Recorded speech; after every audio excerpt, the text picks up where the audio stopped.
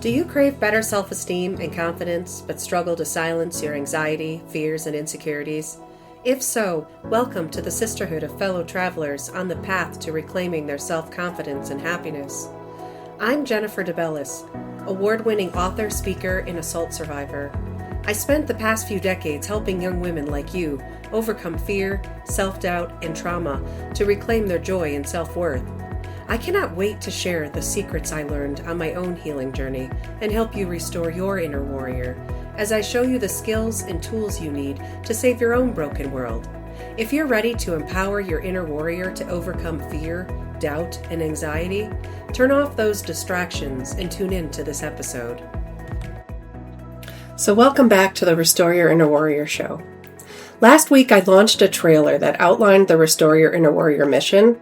One of the key points of that message was how living a life without passion and purpose lowers self-esteem and confidence. Today, I want to talk to you about what happens to our confidence and self-esteem when we strive for personal growth and search for our ultimate purpose and connection to something greater than ourselves. I know all too well how defeating it feels to not have a sense of purpose or direction, and I'm grateful to be able to share with you today some of my struggles and recent triumphs. I hope you walk away from today's episode feeling encouraged and supercharged to take those next steps toward identifying your purpose and tapping into the passion that will drive you toward achieving it. In today's episode, you'll gain a deeper understanding of how purpose fuels self-esteem and confidence. You'll hear about my recent revelation that reawakened my purpose walk, and you'll learn some strategies to awaken your own purpose and passion. So I want to start off by talking to you today about how we can often learn more through what doesn't work or what not to do than from what does work. Sort of like how trial and error leads us through what didn't work to try again and find what does. I've been meditating on this lack of purpose concept over the last month as we've been working through this series. And at the same time, I've been working on some of my PhD research and noticing some really interesting connections to living with purpose and the consequences of living without it. So operating with purpose guides us toward fulfillment and more meaningful experiences outside of ourselves. So I really want to distinguish that here right now, that I am talking about a very specific type of purpose and purpose plan. Operating with purpose also enhances our mental well-being. So that's also something to think about, where sometimes we start to feel like depressed or hopeless and we can't pinpoint it, and it's not really a mental illness type of a related thing. And a lot of times I've learned in my own experience that is a direct connection to not operating within my purpose, which I'm going to come back to in a few minutes and talk about a recent experience. There is also a part in this article that I was just reviewing the other day that warns about what living without direction or purpose leads to. And it was kind of frightening and a little bit alarming. It mentions that there's a potential for a new class of people who are devoid of personal, professional, spiritual value, who in return will then contribute nothing to society. And I'm not saying this to be insensitive or be mean. I'm saying it because it really raises a really interesting dilemma that we're headed toward that is going to affect the collective humanity. So this isn't just about like, oh, if I don't operate in my purpose, then, my life won't be fulfilling, my life won't be meaningful. But also we have to think about the larger picture, is that we cohabit this earth with other individuals who are on their own journeys, and their ability to thrive with purpose or not ever tap into their purpose somehow indirectly and directly will impact all of our lives. So that really struck me, that there will be such a class that is useless in their non-contribution to society. So the prediction here that this text made was that there will be individuals in this class of new humans who will be incapable of normal interactions with others. That's wild. We kind of already see that happening now. Like, I notice it in my classrooms.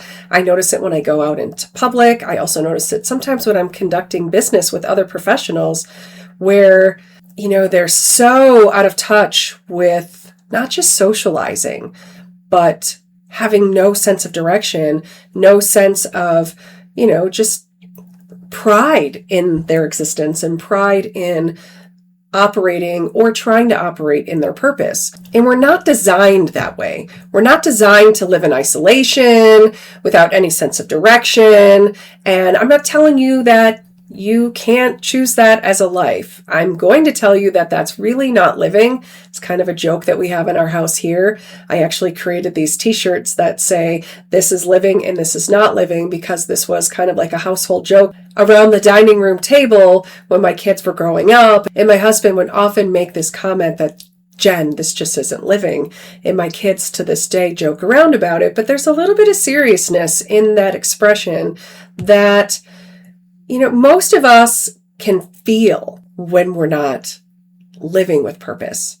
So the danger here is that as a collective of society, we will have to figure out how to make or get these other individuals to occupy their time and to find commitment. And on one side, that kind of sounds like adult babysitting. But on the other side, that kind of raises a whole bunch of other red flags for me, something that I talk a lot about with my own daughters, with some of my students, and really anytime that I get a chance to talk about this kind of dangerous road that we're going down, not thinking for ourselves, not recognizing that we're kind of being spoon-fed certain information and we're kind of being dumbed down in some ways without really realizing that it's happening. It's this very slow swing in this different direction, and that if we're not careful, we'll wind up a collective society that is very easily influenced and told just what to believe.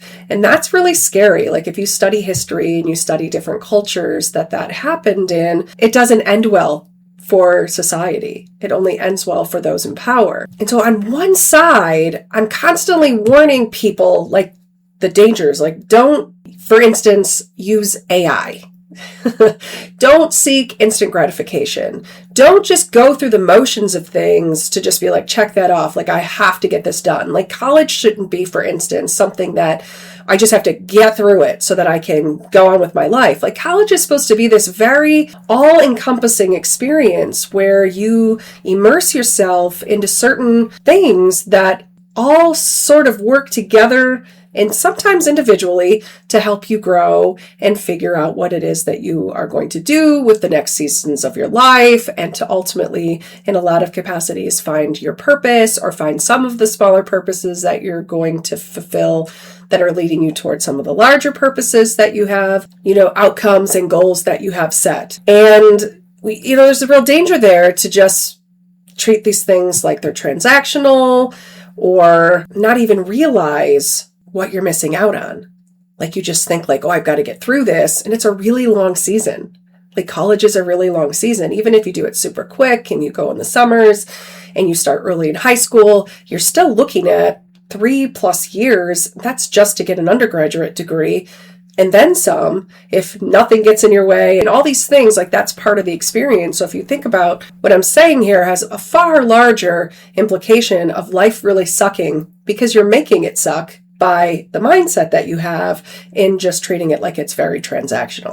There's a truth, though, in this outcome if we continue to just go down this path as a culture, because it has predictable consequences for this chain of cause and effect activities. And as I mentioned, I see it in some of my students, particularly when they contribute little to nothing in small group activities. So I expect that there will be students who have been broken down throughout their academic career and they're just petrified of raising their hand in whole class discussions. But usually when you start to break people into smaller groups and over the course of the term, they get to know each other more, then they become more comfortable with interacting in these smaller, more intimate settings. But as I've been teaching over the last decade, I've kind of watched a decline in this, particularly in some students appearing like they just don't care. And some of the peers even saying, I can't get them engaged, they just don't care.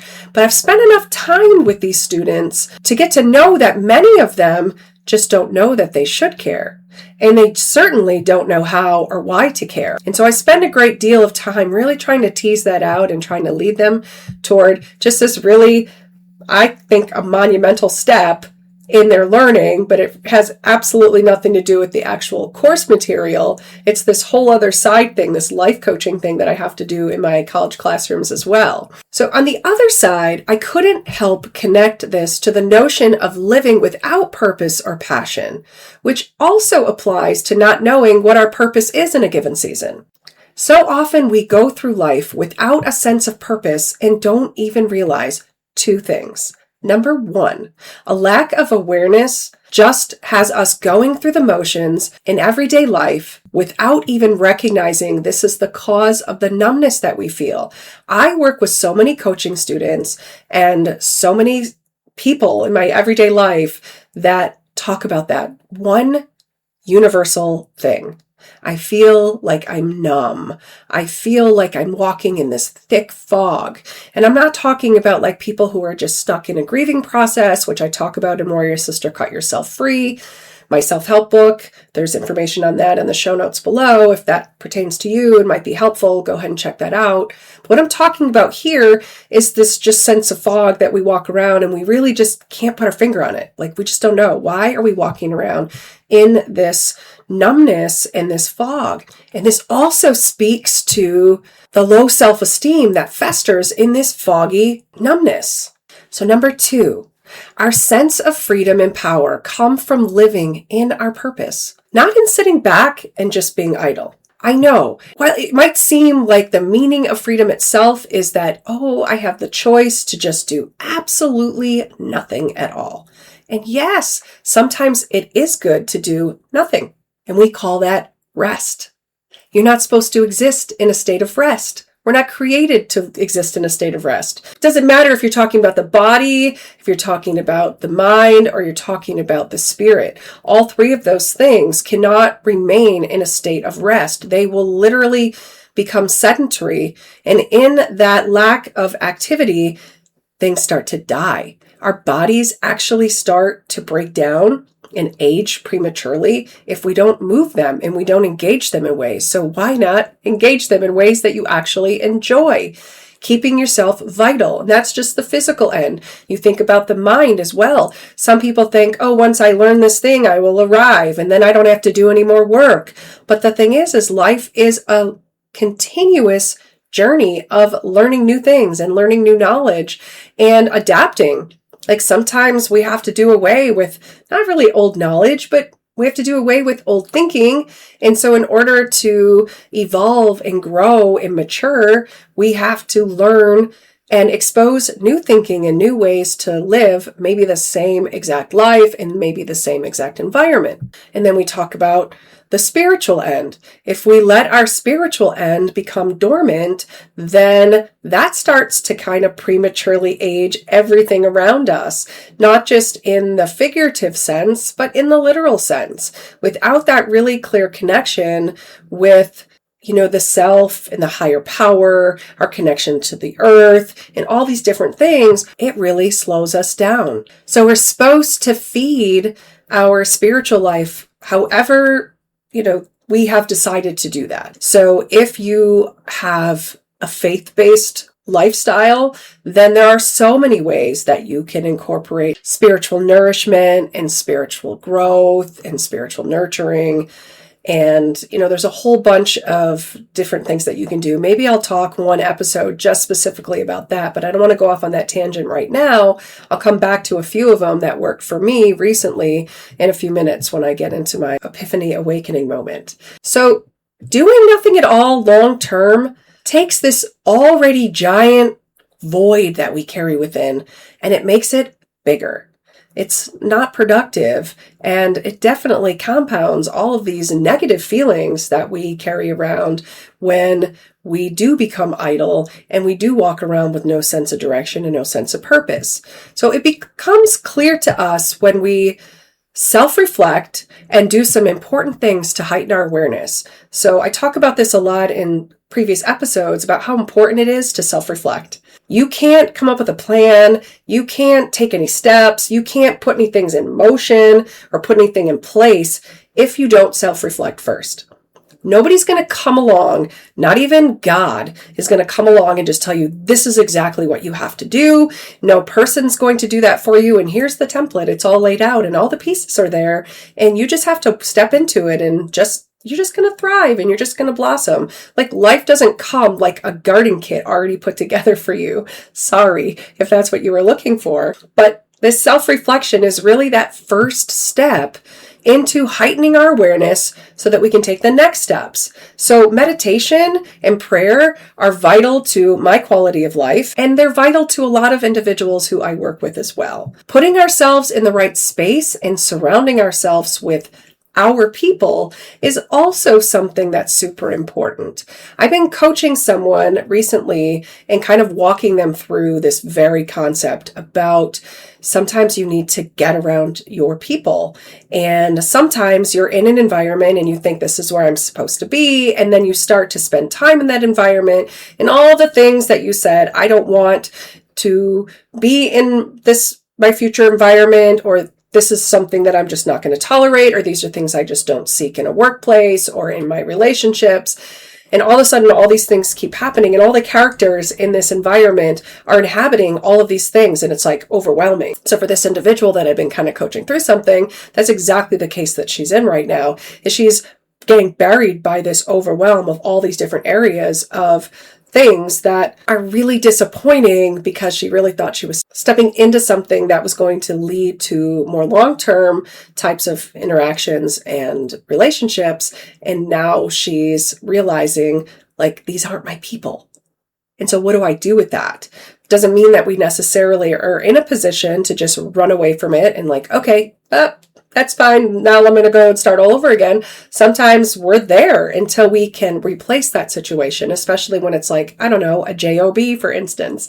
We can't just stop working because we have car payments and house payments and utilities and cell phone bills, and we want things and we have to eat and we have all these things that we have to worry about.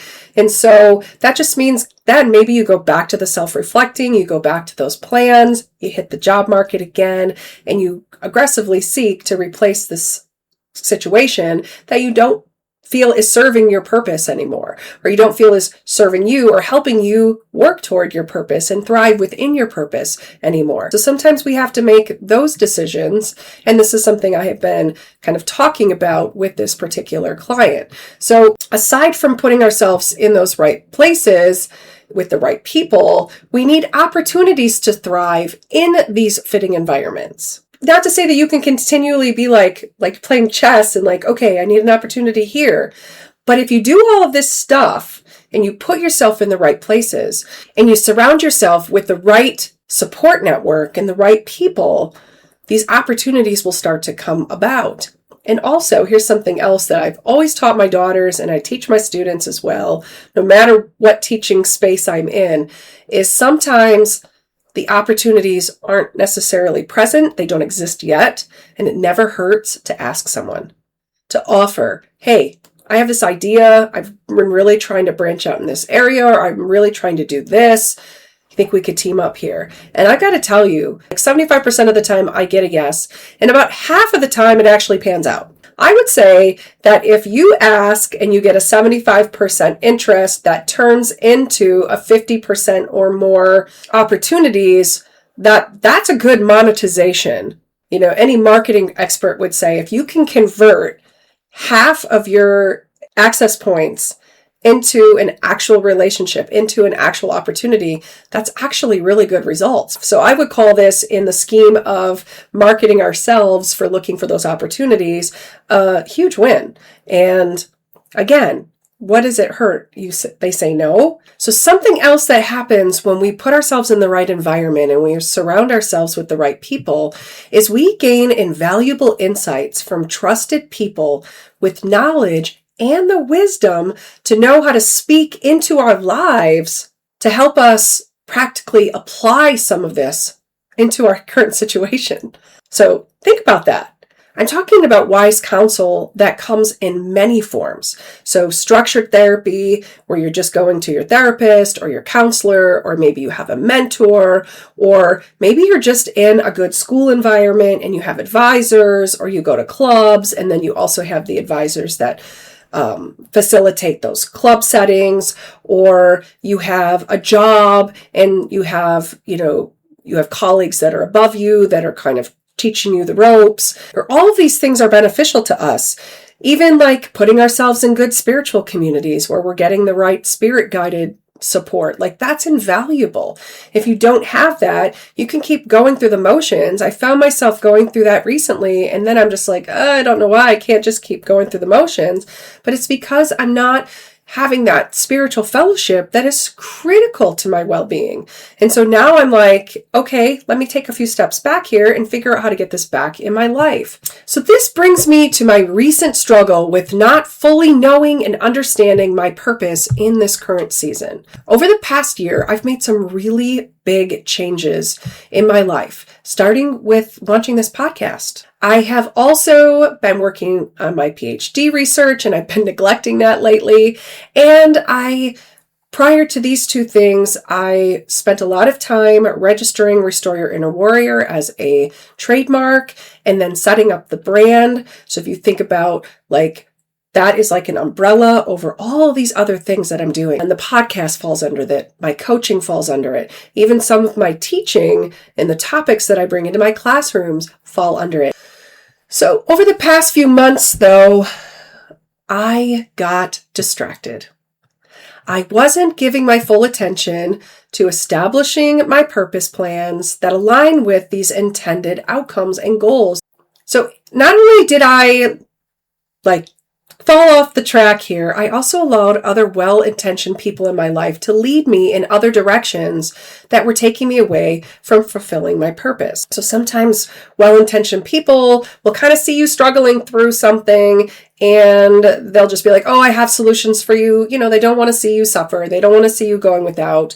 And they see things and then they come to you and say, you should try this, or you should do this, you should seek this opportunity. So I found myself in one of those instances, and not to say that the opportunity one way or the other isn't something that I should be looking at. I'm saying that I allowed it to derail me. I allowed it to get me completely off track. So I want to distinguish that right now. So recently, I have been experiencing the effects of this distracting situation that hasn't led me anywhere productive. I have found myself going to great lengths to show that I am worthy, which is a really dangerous trap.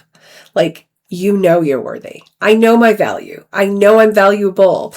So to get in that trap, I just am like, I can't believe you fell for that. So that was mistake number one. I started filling my time with learning things that would make me a better asset to this particular situation and opportunity. So it's like I have a wealth of experience. I have a wealth of knowledge and strategies and skills. They're all marketable. They're all make me a valuable asset to these different teams. And I apply them in these different projects and teams that I work on. It's one of the best parts of my freelance work because no project is the same. And every single time I go into these situations and work with these teams of individuals, I always sharpen existing tools and end up coming up with more because I'm just that person who's like, well, I don't know how to do that yet, but I'll figure it out. Or I don't know if that's possible, but I'm sure we can figure something out. And I love that. That's part of what I love about a lot of the work that I do is really kind of wrestling with the complexities of things and figuring out the puzzle. Figuring out there is a way that this thing that you really, really want can be done. And just because it's not accessible to us, the process, or maybe the process doesn't exist yet, or nobody realizes that this thing is even a thing that people want.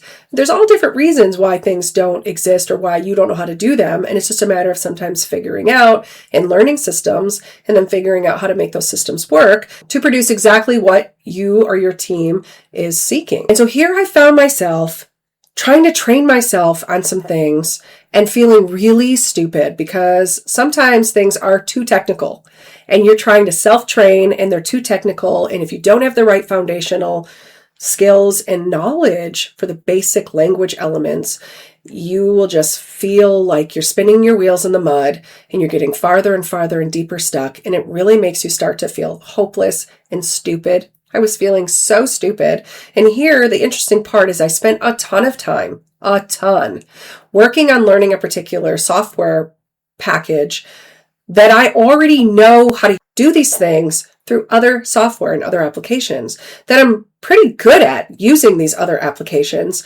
And here I was saying, nope, this is the industry standard. This is what everybody wants you to know. So let me take this time.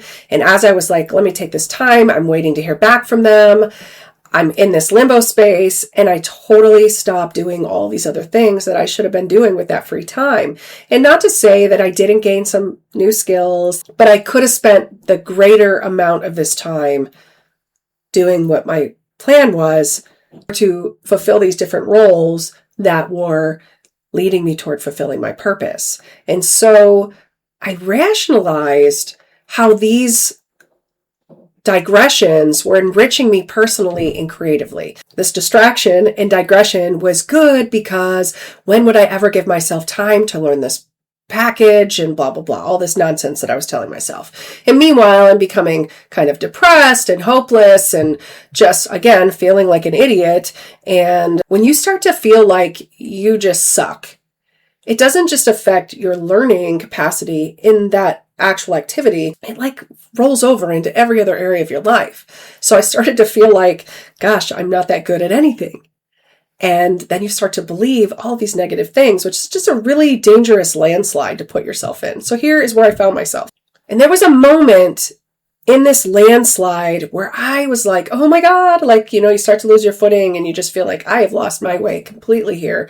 And then I was like, oh my God, distraction. Distraction comes in many forms, and it often destroys your true purpose. I'm going to say that again. Distraction will come in many forms, and it often will destroy your true purpose. In distractions, you can think like, oh, they're not destructive. They can come in a bunch of little ones, and enough little ones added together will keep you never on task. Just raise a bunch of little kids, which was my purpose for years. And you will know what I mean by a bunch of little distractions that will keep you from serving your real purpose. And it doesn't mean that some of those little things that I was doing as a mother weren't part of my purpose. Kids come with a lot of distractions that can destroy everything if you don't get in front of them or get a handle on them. So in the midst of this, I reminded myself, like, I'm a good catch. That's not ego talking. I know I'm a good catch. I know that I'm a hard worker. I know that I show up, and when I show up all the way, and I give things my everything. I don't say I'm going to do things and not follow through. I'd rather not commit to something I learned from a very wise mentor years ago. It's better to not commit and then just show up, like you don't know if you can make it, than to say you're going to be there and never show up. I've learned over the years, it's better to just not give your word on something, because then you also diminish your word, which is a whole other thing that you don't want to do to your relationships. I also know my value, and I know that I add value to every project and team that I'm on. Like, I come with that attitude. I also put foot to practice. And kind of getting back to what I was just talking about like putting all that time into trying to train myself so that I was the full package in this situation, is that, we add skills on an as-needed basis, especially in the workforce. So if we're doing different jobs or we're doing freelance work and we're joining different teams, if we don't have a particular skill set, then we realize, oh, they need this for this particular thing, and now I have to invest in that. We should never feel like we have to come to a table having it all together, having all the skills. That doesn't even exist. I don't care if you sit, and I have sat as an interim, I've sat as a fractional CFO or a fractional CMO, and I've sat with these executives, and none have had every single one of those qualities. That's why they hire other people. That's why you have a team. You might be the one who has the most money. You might be the one who has the most innovative ideas. You might be the one who has the skill set. Maybe you have a combination of those things. And one person's stronger in this area and that area. That's the beauty of collaboration, is we bring it all together. We bring under one house all of our skills. And so if somebody's trying to make you feel like you have to have it all, this is distraction's number one lie to get us off track. It's an easy trap too. Just make you believe that you don't have it all so that you do not deserve to be at this table. Lie number one. The other lie that distraction will do is will convince us it's for our own good. I mean, let that sink in. Distraction convincing you the distraction itself is for your own good. And then fulfilling purpose doesn't come from doing the right things for the wrong reasons. So sometimes along the same lines there is that we think like, oh, we're doing the things that we want to do in order to be operating in our purpose. And, these things I've already kind of meditated. I've already kind of planned out. These are the types of things that I have to be doing to fulfill my purpose or to get me one step closer to fulfilling my purpose. So then we rationalize, like, even if we're doing it for the wrong reasons, well, this is on the list. This is on the to-do list. Stop doing that.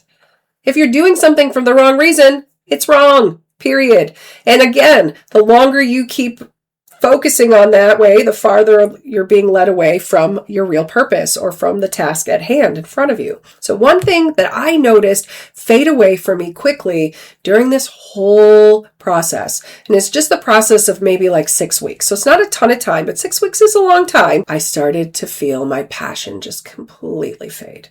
That thing that like just energizes you doesn't have a real explanation for why you feel energized, or you feel like it's not a burden to have to go and do this hard work, to have to do this particular thing. That was completely faded. Like I almost couldn't see it anymore. I definitely didn't see it when I was looking in the mirror. It was not reflecting back to me. And I was like, wow, I've dulled.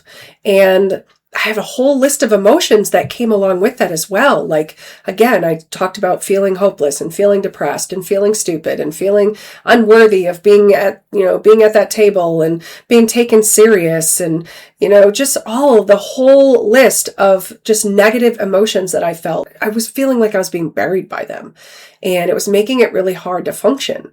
And it was also making me feel this like anxiousness. And I'm not the type of person who really struggles with anxiousness. And when I admit that I was feeling anxious, that is a big deal. It's not something that I normally deal with. And so this anxiousness was affecting my sleep patterns. It was making me not want to do any of the physical types of activities that normally bring me happiness and joy or just are good for my body to move. It was making me kind of self-isolate and close off from the world. So just short of only having to go to class or only having to get on a phone call with someone, I was like, I don't want to talk to anybody, including the people I live with. And everybody was starting to notice, like, what is wrong with you? And sometimes when you're in that fog, you can't see clearly. And the more and more you feel buried under the avalanche of all these things, it's super hard to get a grasp on things. It takes some serious attention to actually be able to find your way out and see your way out of that. So I woke up the other day wondering, why am I still sitting on this train that has taken me past my destined stop and is taking me farther and farther away from where I'm supposed to be? So I decided figuratively to get off that train and to spend the time now moving forward, finding my way back to the place my purpose is already waiting for me. So I already have things in place. I already have plans. I already have the meditation there. I already had things that were going. Maybe they weren't going well enough, fast enough. That's life. But they were in the works. They were doing what they were supposed to do, and I was supposed to continue doing what I was supposed to do, that I planned out and said, I know if I do this, this will work. I'm working with a coach on one particular thing. And, I just completely got off track in every possible way that I could. And it's funny, I've been meditating on this train analogy. I've even brought it into a few previous episodes. And now, just the other day, I heard Jay Shetty make a similar reference. He said to get off the train as soon as you realize you've missed your stop. Get off at the very next stop. Because the longer you stay on this train going the wrong way, heading away from your destined stop, the longer it will take you to get back to where you need to be. That's a really, really good way to look at it. So perhaps you feel like you're going the wrong way too.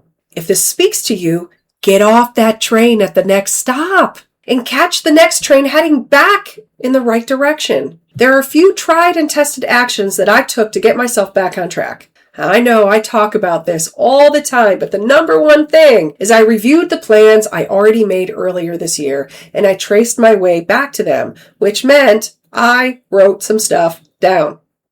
So I have some things written down in my journal, in different notebooks that I'm working from, and I also create vision boards. So these things are really kind of like, I like them. They make me feel good to see them, but they're also very functional. So I have these vision boards that certain things are on that help me keep the very clear vision in my head of what I'm trying to do. And some of the things, maybe not just what I'm trying to do, but also what I'm trying to accomplish, what that end goal might look like. And these are, again, just loose vision types of things, but it's really prophetic when we start to put those things down and we start to take ownership of them and we start to believe that they're going to pass before they've ever passed. There's something really cool and supernatural that happens when we do that. So I traced my way back to where I left off. So writing things down and creating these vision boards is really a secret to my success. Because not only are you committing something, it's almost like you're making a covenant with yourself. You're also putting it down, and then when you forget things, like we're going to forget things. When you forget things, you can go back and look at the finer details. They're all there. The more detailed you make your notes, the easier you're going to figure out what that little thing is that you're missing. Or maybe you're like, I thought I was doing this right. I thought I was trying this right. And then you go back and realize like, oh my gosh, right, I was going to do this particular thing, or I was going to reach out to this particular person. And then boom, you're able to go back, and these will help you get back on track and they will guide you. So I highly recommend both of these strategies if you haven't already tried implementing them in your life. Number 2, I roughed out smaller, actionable steps to take during the next month. That's it. So I roughed out, I'm looking at just December right now. I noted what I hope to begin next month, which also marks a new year, but I just fractioned them. So I was like, okay, what do I need to do right now? What can I start doing to get myself back on track, to start doing the things that I'm supposed to be doing right now, making those small steps, and then thinking about, okay, then what am I going to be looking forward to in January? And then also just to start meditating on the larger picture here of a whole new year. And I don't have to commit any of that right now. I can be meditating on that and thinking about it as I'm working through and getting back on track in December, because what I don't want to do is overwhelm myself and plan out everything right now while I'm also just trying to take those small actionable steps that are going to produce good fruit. So I don't want to overwhelm myself with like, oh my gosh, the harvest season. I just want to till the ground right now and produce good fruit. So then the third thing I did was that I got to work. I just put steps to action. So when you sit there and you go back and you figure it out and you start to put plans together, even if you don't have the whole thing planned out, again, you're trying to set yourself to take small, actionable steps. Now you have to do that. So I spent this whole week and I was like, okay, what is going on? Let me rethink all of this. And so I spent kind of all day Tuesday, like fanning out the blueprints of what I want to do. And then I was like, okay, now Wednesday, you're going to start to get to work. You're going to start getting back on track. You're going to get back on the right train, head in the right direction, and you're going to figure it out. And in just a few days, I felt my passion returning as my purpose was coming into better view. This whole process has been very healing to me, and it's also given me better clarity, which has boosted my confidence. So that's another interesting thing that I haven't really spent a lot of time talking about, is how clarity really boosts confidence. So we'll talk about that in coming episodes. One of the next steps in fulfilling my purpose is to open up my one-on-one coaching after the new year. So if you're looking for some TLC and personalized guidance as you discover your own purpose, keep an eye out for the open sessions beginning in January. I can't wait to work with you as you step into a new year, new skin, and renewed you. Well, girl, I hope you enjoyed today's episode. If so, don't forget to follow my channel and share it with girlfriends who also want to restore their self-worth and confidence. If you haven't already, consider joining my Facebook group of women just like you, the Restore Your Inner Warrior Sisterhood. Here's a safe space to get tips, share stories, and find community support. And if this podcast inspired you, consider leaving a 5-star written review on Apple Podcasts. As you go through your day, may your empowered spirit, heart, and mind guide you. Catch new episodes every Saturday. Ciao.